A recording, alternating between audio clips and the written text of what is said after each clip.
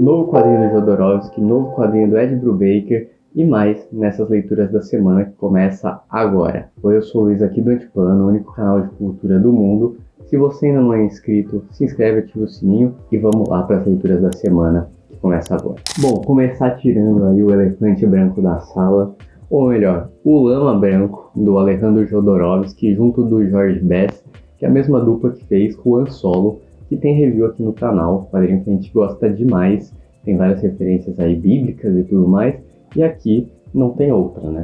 O Juan Solo, além de trazer essas referências bíblicas, também traz muitas referências do budismo, principalmente esse lado aí mais dos monges lamas, né? Desses lamas.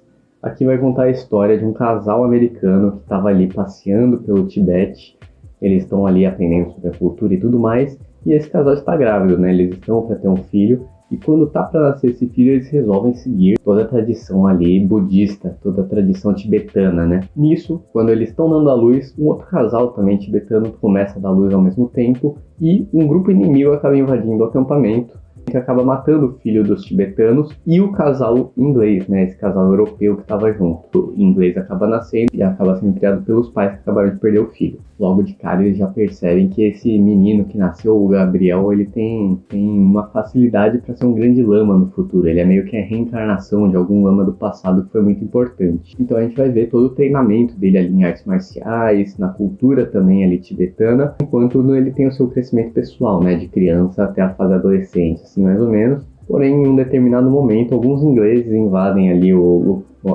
Tibete, onde eles estão, e pegam o menino de volta, falando que não, esse moleque, como ele é nascido inglês e tudo mais, ele tem que ser criado no catolicismo, e a partir daí vão criar um menino no catolicismo, e ele vai ter todo esse conflito interno de tipo, ele é tibetano, ele foi criado sobre todos os negócios, e agora ele tem que se adaptar com outra cultura e tudo mais. Mas não é só sobre isso, né? Esse quadrinho é cheio de ação, uma aventura assim fantástica dele se autoconhecendo, dele enfrentando tanto os inimigos que mataram os pais, quanto enfrentando outras coisas. Tem bastante esoterismo, bastante religião, tem um debate bem forte, assim, é bem místico esse quadrinho, bem clássico, assim, que o Jodorowsky faz, né? Uma brisa bem maluca. Eu gostei demais desse quadrinho, acho que tá figurando aí os meus favoritos do Jodorowsky. Tá pau a pau aí com o Juan Solo, pra mim. Se você não leu ainda, se você ainda não conhece, se você nunca leu Jodorowsky, acho que aqui é um baita início.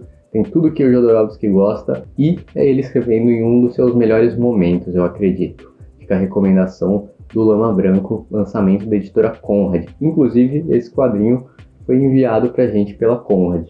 Valeu demais aí, Conrad. Em breve vai ser uma review mais detalhada, fechou? Outro quadrinho que é lançamento e que a gente recebeu foi da QS Comics agora, que foi o Friday, do Ed Brubaker, junto do Marcos Martin e do Muntsa Vicente. Esse quadrinho vai acompanhar justamente a menina que se chama Friday. Ela tem um amigo ali que é o Lance, né, Lancelot. Eles têm em torno ali dos seus 16, 17 anos e eles gostam de investigar os mistérios que tem na sua cidade, né? Imagina uma cidade tipo Twin Peaks, que acontece algumas coisas meio estranhas, é meio que isso que eles gostam de resolvendo, até que eles acabam se metendo num negócio que é um nível acima do que eles estão acostumados, né? Geralmente eles vão atrás de lendas urbanas, assim, que nem sempre são verdades, e aqui acaba acontecendo um negócio que é muito elevado. Eles acabam encontrando um colega de sala deles que está totalmente psicótico, falando de uma dama da neve, alguma coisa assim, uma dama branca, falando disso aí, não fala mais nada, e tá entalhando um negócio assim numa árvore, com uma adaga de pedra, e fica falando dessa dama branca, dama branca, dama branca, dama branca vai pegar você, não sei o que lá,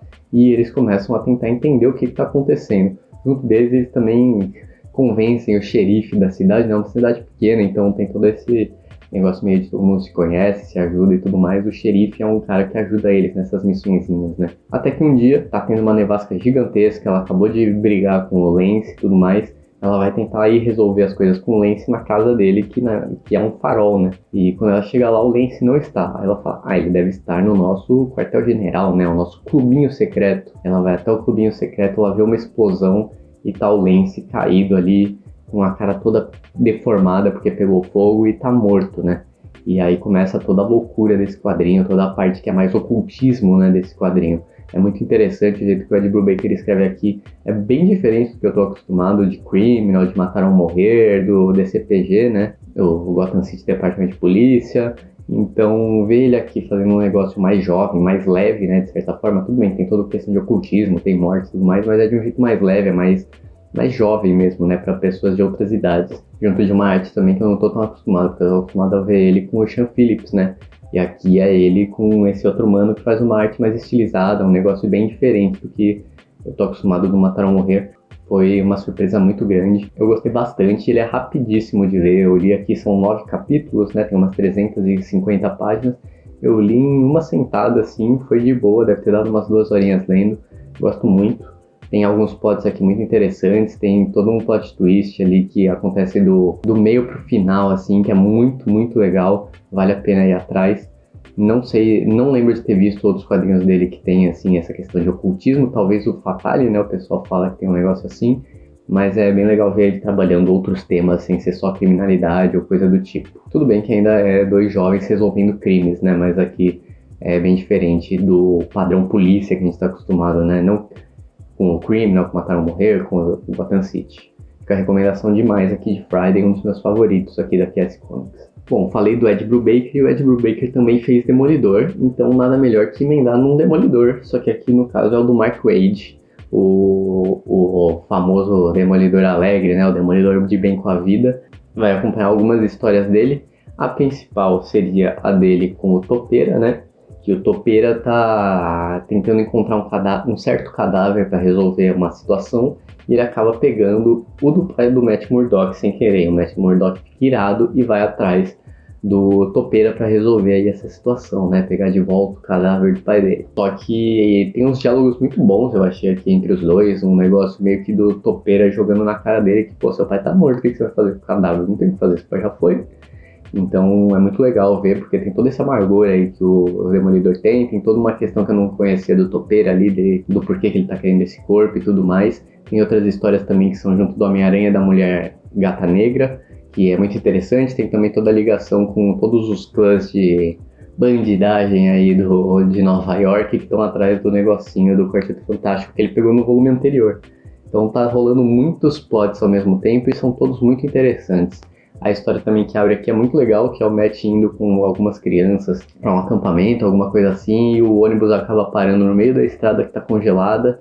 Então são eles lidando ali com a neve e tudo mais, ele como um cara cego tentando levar essas crianças para casa, quando ele vê que na verdade as crianças têm força suficiente, elas podem até ajudar ele, né? Tem bastante reflexão nessa fase do Mark Waid, eu tô gostando bastante. A arte também é bem legal, muda algumas vezes, né, no caminho, mas estou gostando bastante. Eu já tenho até os próximos volumes aqui em casa e eu quero continuar lendo e completar essa coleção que eu tô achando muito interessante. O Mark Waid sempre faz historinhas bem leves aqui, mesmo tendo um personagem como o Demolidor, né, que só tem história pesadona e triste, basicamente. Aqui ele tá fazendo realmente um negócio mais leve, mesmo ele ainda sendo um personagem pesado, né. Fica a recomendação do Demolidor do Mark Waid. Indo agora para uma outra linha de um quadrinho que eu li há 2 semanas atrás, né? A gente tá sem fazer esse quadro semana passada porque eu tive que viajar, mas o que eu não falei semana passada eu estou falando agora, que é David Boring.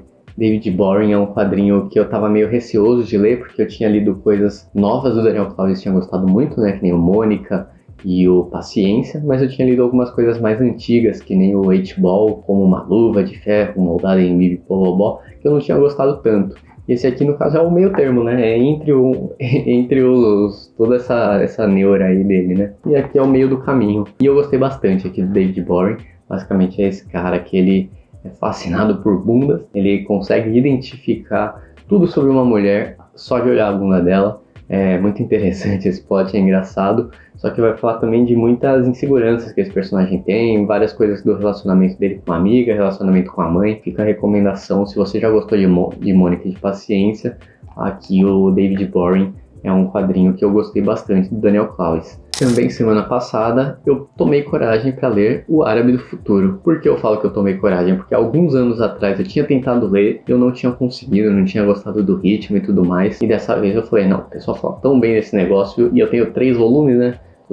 Graças à Intrínseca, né, que não conseguiu lançar tudo e parou de lançar gibi. E eu falei, pô, eu tô com esses 3 volumes parados, eu preciso ler logo, né? E aí eu parei pra ler e realmente é tudo que falam. Não tem esse ritmo que eu tava achando que era parado. Não sei se no dia que eu peguei pra ler eu tava de mau humor, tava em outra pegada. Mas lendo agora eu gostei muito. Vai contar a história do próprio autor, o Riad Sattouf, desde criancinha, que ele morou um tempo na França e depois ele foi morar ali pelas Arábias por causa do pai dele. O pai dele é aquele cara de porque quando eu era jovem eu morava lá e aquele era o país de verdade, a França é uma merda, não sei o que. Ele quer ir pra Arábia de qualquer jeito e força a família e todo mundo junto, independente da esposa ficar sem emprego, deles viverem de um jeito que é tipo assim, você não pode trancar sua casa. Se alguém entrar e não tiver ninguém, é por direito a casa da pessoa. Então eles vira e mexe estão tendo que, tipo, arranjar uma casa nova porque simplesmente alguém começou a morar onde eles estavam, porque eles saíram pra trabalhar e não tem o que fazer, tá ligado?